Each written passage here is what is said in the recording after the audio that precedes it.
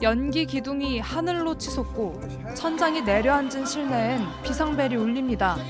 이곳은 가자지구 남부 칸 유니스의 나세르 병원입니다. 지난달 말 이스라엘군은 이 병원 4층 외벽을 2차례 폭격했습니다. 당시 의료인 4명 등 최소 21명이 사망했는데 진료와 수술까지 중단돼 메디사이드란 비판이 일었습니다. 메디사이드는 병원이나 의료진을 공격해 의료체계를 고의로 파괴하는 행위를 뜻합니다.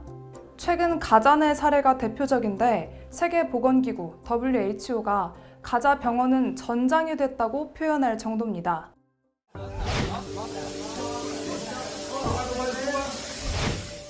가자 전쟁이 시작된 2023년 10월 이래 팔레스타인 의료 종사자 가운데 이스라엘군에 살해된 사람은 파악되는 것만 1,200명에 이릅니다.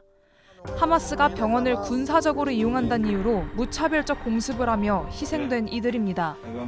우크라이나 전쟁에서도 의료 피해는 그에 못지 않습니다. 전쟁이 발발한 2022년 2월 이후 마리우폴의 산부인과 병원, 키우에 위치한 아동병원이 러시아군에 피격됐습니다. 의료시설이나 그런 주요 상하수도 시설이나 이런 것들이 주요 타겟이죠. 왜냐하면 그거가 공격당하면 정말 힘들어지는 상황들이니까요. 전 세계적으로 메디사이드는 지난해 기준 전년보다 15% 늘면서 역대 최대 수준을 기록했습니다. 의료 관련 시설 최소 1,100곳이 파괴됐고 의료인 900명이 희생됐습니다.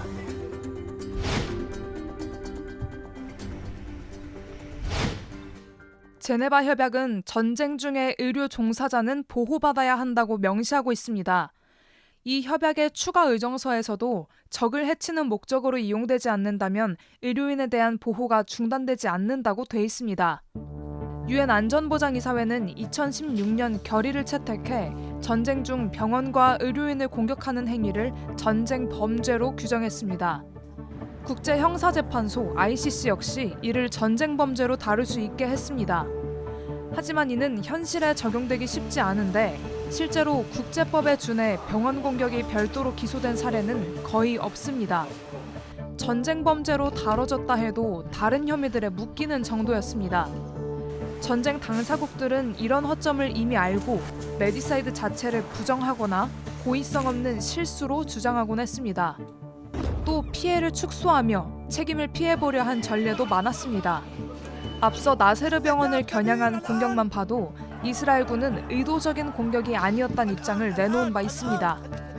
국제법 규범은 명확하게 있다. 그런데 그게 실제 적용이 되자면 사실관계에 대한 확인이 필요하다. 근데 그게 쉽지가 않다. 전쟁 상황에서는 문제가 사실관계 확인에 대한 그 부분이 시간이 걸리거나 아니면 상당한 장애물이 있거나 그렇게 되는 거잖아요. 거기서 생기는 일종의 타임렉 현상이 이제 사실은 여기서 발생하는 거죠. 이 메디사이드의 책임을 분명히 묻고 실질적인 제재로 이어져야만 전쟁 틈에 반복되는 의료 공격을 막아낼 수 있습니다. 병원은 전선에서도 최후의 보루로 국제사회가 지켜내야 한다는 목소리가 커지고 있습니다. JTBC 강나윤입니다.